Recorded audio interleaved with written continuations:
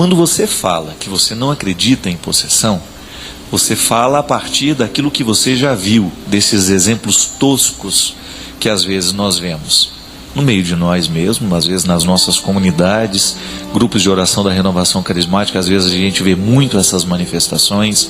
Às vezes você vê nas igrejas que estão na televisão, quando você vê o pastor realizando exorcismo, ou até mesmo o padre. Quando você diz que você não acredita nestas manifestações, você até não está com tanto problema. O problema é negar a existência do diabo. Nós não podemos negar a existência do diabo, mesmo porque há alguns mestres espirituais que dizem que uma das maiores artimanhas do diabo do mundo é justamente fazer as pessoas não acreditarem que ele existe.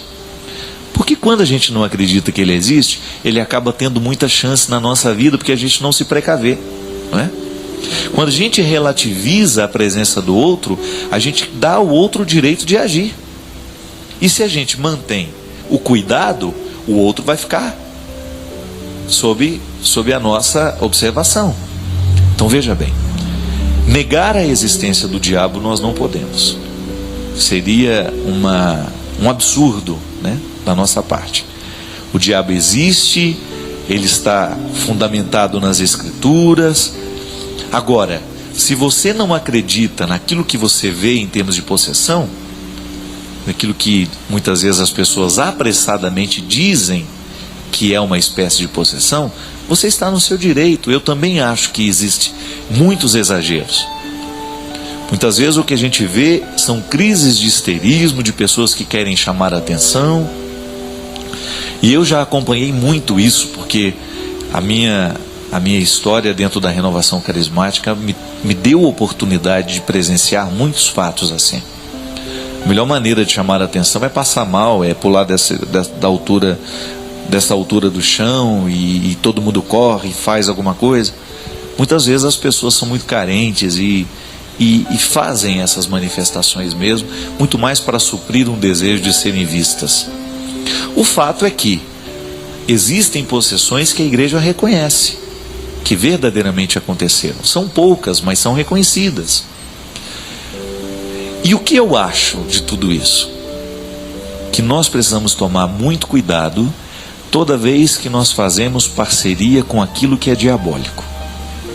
Quando você percebe que você está aceitando o que é diabólico dentro de você, aqui sobretudo. Mentalidade é uma coisa perigosa. Quando nós temos, nos dias de hoje, muitas vezes, um relativismo com valores cristãos, com valores familiares, com valores humanos muitas vezes. O diabo age nisso, nos relativismos. Não é importante, não é importante ser fiel, não tem nenhum problema a gente pular a cerca de vez em quando. É sim, é problemático ser infiel, sim. É triste a gente trair as pessoas que nós amamos. Não é normal que todos cedo... Às vezes nós escutamos, nós não podemos mais segurar os nossos jovens, eles muito cedo estão descobrindo a vida. Cuidado, isso é relativismo. Nós temos o relativismo religioso, quando muitas vezes as pessoas querem Deus, mas não querem os compromissos que nascem desta parceria com Ele. Nós queremos viver uma religião, mas que não nos comprometa, que não mude a nossa vida.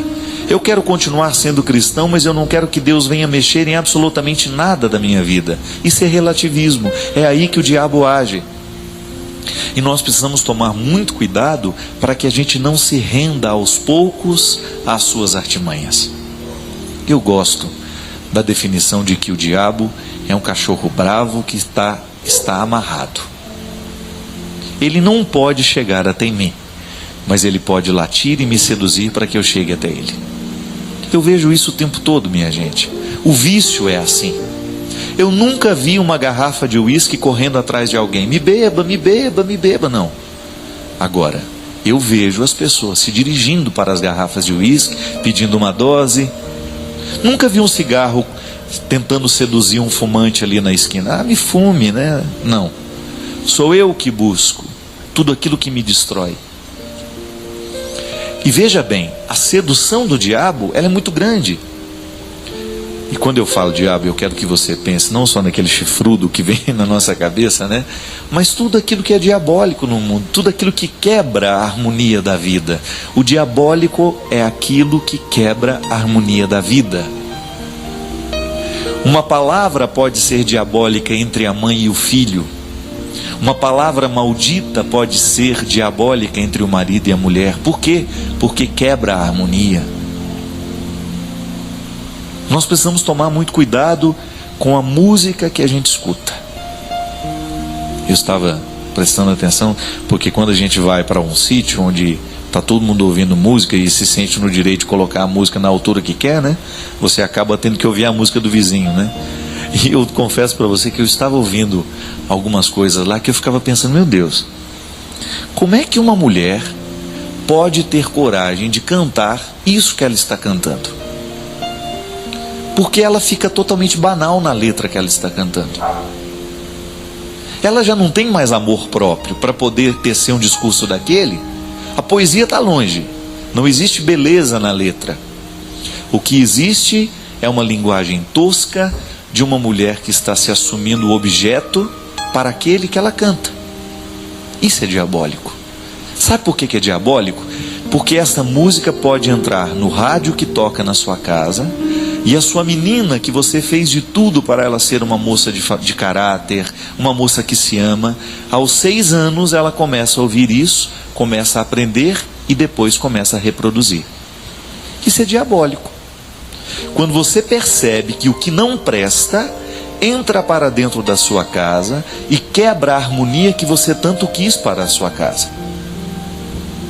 E é aí que nós precisamos tomar muito cuidado. Cuidado com a internet dos nossos filhos, porque o diabo pode estar passando por aquele instrumental, entrando na cabeça do seu filho. Outro dia um amigo meu descobriu que o filho dele estava sendo vítima de pedofilia pela internet.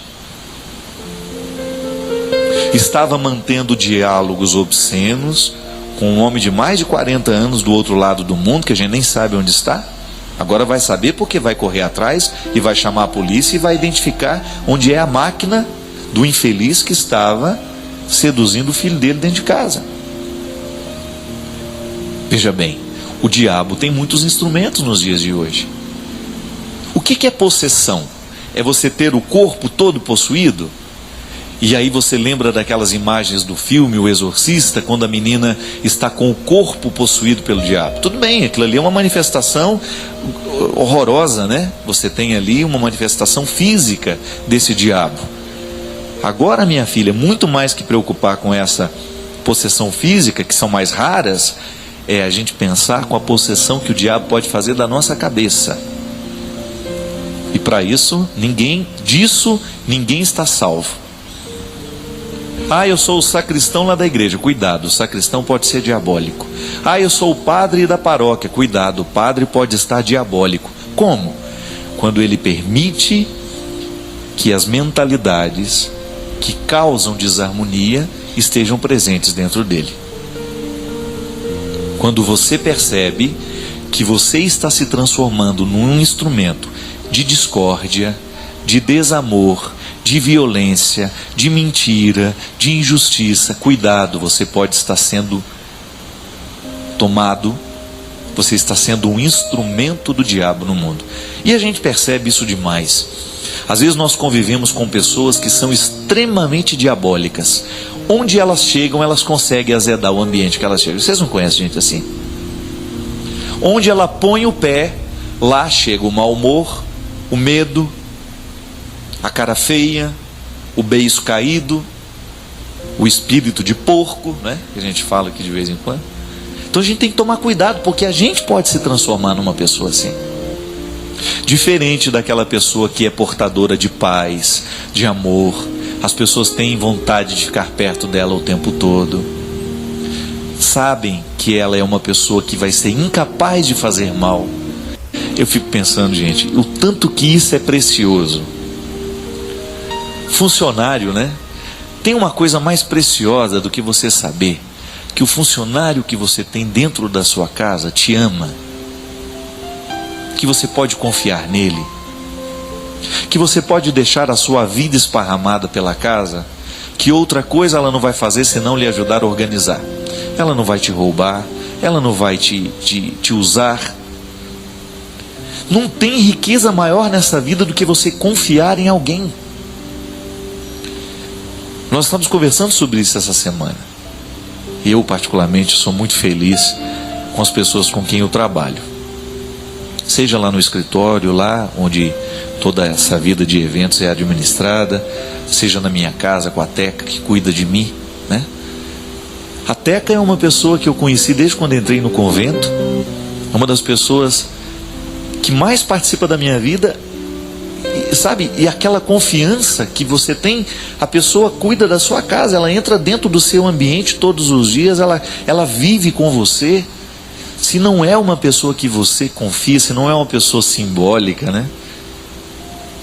A gente não dá conta da vida. Imagina você ter uma pessoa diabólica do seu lado, que você sabe que está tramando o seu mal, que quer a sua derrocada. Deus que me livre. E pensar que existem pessoas assim. Aí, minha filha, a gente vai chegar a essa conclusão. O diabo age no mundo assim. Quantas vezes na minha vida eu me percebo sendo diabólico? Por quê? Porque eu quero que os meus interesses prevaleçam, porque eu quero que as coisas saiam do jeito que eu quis. Aí eu vou articulando de maneira diabólica, convencendo os outros. Pelo amor de Deus, acendeu essa consciência de que você está sendo assim, quebre o poder. Faça. É melhor a gente tomar o prejuízo e continuar sendo simbólico. Porque é assim que o mundo vai se transformando nessa coisa terrível que nós vivemos. É assim que o diabo vai ganhando espaço no mundo. É assim que ele vai tomando posse. Possessão é, alguém está tomando posse. Aquele que era dono está deixando de ser. O invasor está tomando conta. Veja bem, nós acreditamos que nós somos um território sagrado. A teologia nos ensina isso. A dignidade cristã, a dignidade humana, é a certeza de que Deus habita em nós. Deus habita em você. Agora, quando você permite que esses instrumentos do diabo comecem a entrar na sua vida, você está retirando o espaço que era de Deus e está entregando às mãos daquele que quer a sua destruição. É irracional, mas acontece. Quantas vezes na nossa vida nós identificamos isso? Eu estou abrindo mão do terreno que é santo para profaná-lo com aquilo que não presta. Aí volto a dizer, o seu filho está lá diante da televisão e de repente essas novidades que são próprias dos nossos dias, dessas mulheres banalizadas, depois que fizeram salada de fruta das mulheres, virou isso que você está vendo? Muitas vezes uma falta de respeito à sua dignidade de mulher. Aquela música que agride não só o ouvido e o bom gosto, mas agride também a ética, aos valores que nós estamos precisando propor aos nossos filhos. Aí entra lá dentro do ouvido do seu filho e começa a colocar, a retirar o espaço que era sagrado e começa a banalizar como se ele fosse um qualquer. E aí a gente volta à responsabilidade que nós tanto falamos aqui. Se nós não cuidarmos do nosso patrimônio, os ladrões vão nos roubar. E eu não estou falando de patrimônio de paredes e nem dinheiro no banco. Porque se o ladrão rouba, a gente trabalha, constrói e faz de novo. Eu estou falando do patrimônio humano. Você não pode perder os seus filhos para tudo isso. Você levou muito tempo para colocar esse menino no mundo. Você levou muito tempo para essa filha chegar ao tamanho que está. Você não vai entregar de mãos beijadas para a prostituição socializada. Você não vai entregar de mãos beijadas para o álcool, para o cigarro, para a maconha, para a cocaína. Por quê? É sua responsabilidade proteger. O diabo não pode continuar tendo acesso tão livre assim. Nós precisamos começar a colocar obstáculos na sua ação. A igreja precisa fazer isso, a pregação precisa fazer isso, a direção espiritual precisa fazer isso, a nossa quaresma precisa fazer isso, colocar obstáculos para a ação daquele que é o nosso inimigo. Só pode entrar na nossa casa aquilo que for para construir a nossa família, caso contrário vai ficar de fora. Nós não vamos permitir que entre pela porta da frente, não vamos permitir que entre pela porta do fundo nem pela janela. Proteja o espaço que é sagrado para você, fica de olho. E não estou falando para exercer aquela vigilância chata, não. A sua vigilância tem que significar na vida do seu filho, cuidado, alguém ama, alguém está querendo o bem dele. Quando você explica bem as regras, a criança vai saber compreender. Quando você explica o motivo da proteção, que é o amor, é o cuidado que você precisa ter, você pode ter certeza que essa criança será capaz de compreender as asas que você está abrindo sobre ela. Não é para sufocar, não é para ela se sentir menos ela, mas é para dar a ela a segurança de que alguém a ama, de que alguém a quer bem. Nós precisamos fazer isso, minha gente, reassumir esses compromissos com Deus. Não podemos permitir que os territórios da nossa casa, que os territórios dos nossos corações estejam tão abertos para a ação dos nossos inimigos. São muitas as realidades que hoje são contrárias à família, são muitas as realidades que são contrárias à vida cristã. E eu estou convencido de que toda a proposta de Jesus é só para nos fazer o bem, não tem outro objetivo não. Jesus não quer outra coisa com a sua palavra senão nos provocar para a gente ser melhor. E é isso que a gente precisa fazer. Descobrir onde é que nós estamos errando. Ainda dá tempo de mudar, ainda dá tempo de correr atrás. Fazer uma reflexão pessoal. Onde é que eu estou sendo diabólico? Onde é que eu posso ser melhor? Quais são as arestas que eu preciso cortar? Quais são as bagagens que eu preciso jogar fora? Onde é que estão os meus excessos? Onde é que eu estou sendo pesado para o outro? O que eu posso fazer para me transformar, me tornar uma pessoa mais leve para o outro? Onde é que está o peso que eu levo? Eu erro muito, minha gente, e erro toda hora, o tempo todo, mas eu não quero perder isso de vista, porque eu quero ser honesto com o meu processo. Se eu tiver que morrer amanhã, eu quero morrer pelo menos satisfeito com a luta que eu estabeleci comigo. E você precisa fazer isso também. Nós não sabemos quanto tempo a gente ainda tem. Esses defeitos todos que muitas vezes nos atrapalham, eles podem diminuir de tamanho. A gente não vai conseguir reduzi-los da noite para o dia. Eles não vão desaparecer da noite para o dia, mas a gente pode fazer uma meta e um compromisso de que eles venham perdendo a sua força dentro de nós. É como se você colocasse um obstáculo para impedir que a enxurrada entre dentro da sua casa. A enxurrada pode até passar na porta, mas não pode entrar dentro de casa. Você não pode impedir a enxurrada do mundo. A enxurrada do mundo está aí. Ela é produzida o tempo todo. Mas você pode impedir que ela entre dentro de você. Eu não posso parar a maldade do mundo, quem me dera. Mas eu posso impedir de que ela ganhe a minha adesão. Eu posso segurá-la na minha porta. Os outros estão sendo maus. Os outros estão preferindo a palavra que destrói, a fofoca, a mentira, a grosseria, a violência, o roubo. Não, eu não quero. Eu vou segurar aqui, para que Deus continue tendo espaço na minha vida. Porque se Deus tem espaço na minha vida, as pessoas que estão comigo serão naturalmente beneficiadas com essa presença de Deus em mim. Da mesma maneira como eu tenho a graça de ter do meu lado a Teca, uma pessoa que só me faz bem, porque ama o meu sacerdócio, me ama como se eu fosse um filho dela, cuida de mim nas pequenas coisas. Eu tive essa graça e rezo para que ela seja multiplicada pelos lares do nosso Brasil, para que mães possam aprender esta lição, para que em muitos lugares do Brasil possam existir pessoas assim, de confiança, que só querem o bem, que fazem de tudo para que a vida seja melhor, que diminui os pesos que a gente leva. É disso que a gente precisa. E você pode ser assim também. Quem diz que você é um caso perdido, está errado. Não é um caso perdido. Pode até ter se perdido muito pela vida até o dia de hoje, mas não significa que precisa morrer perdido. Vamos pedir que Deus venha derramar sobre nós a sua bênção, nos conceder a graça de julgar um pouco esses pesos fora, para que a gente possa ser um pouquinho mais feliz e fazer feliz também aqueles que estão do nosso lado. O Senhor esteja convosco, Ele está no meio de nós.